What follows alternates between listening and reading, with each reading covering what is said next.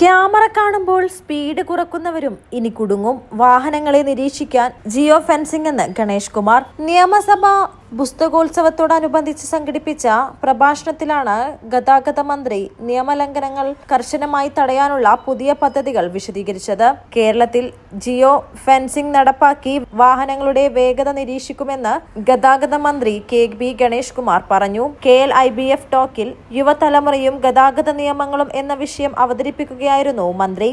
വാഹനങ്ങളിൽ ബാർകോഡ് പതിപ്പിക്കുകയും റോഡിൽ പലയിടങ്ങളിലായി സ്ഥാപിക്കുന്ന ജിയോ ഫെൻസിംഗ് കടന്നു പോകാൻ വാഹനങ്ങൾ എടുക്കുന്ന സമയം പരിശോധിച്ച് വേഗത കണക്കാക്കുകയും ചെയ്യും. അമിത വേഗത്തിൽ കടന്നു പോകുന്ന വാഹനങ്ങൾക്കെതിരെ നടപടി സ്വീകരിക്കുമെന്നും മന്ത്രി പറഞ്ഞു.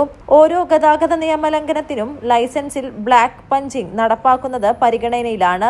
നിശ്ചിത എണ്ണം ബ്ലാക്ക് പഞ്ചുകൾ എന്നിവ ലൈസൻസുകൾ സ്വയമേ റദ്ദാകും. ഇത് നടപ്പാക്കുന്നതോടെ തുടർച്ചയായ നിയമലംഘനങ്ങൾ തടയാനാകും. സ്വകാര്യ ബസ്സുകളിൽ വിദ്യാർത്ഥികൾക്കായുള്ള യാത്രാ കൺസെഷനു വേണ്ടി ആപ്പ് നിലവിൽ വരും.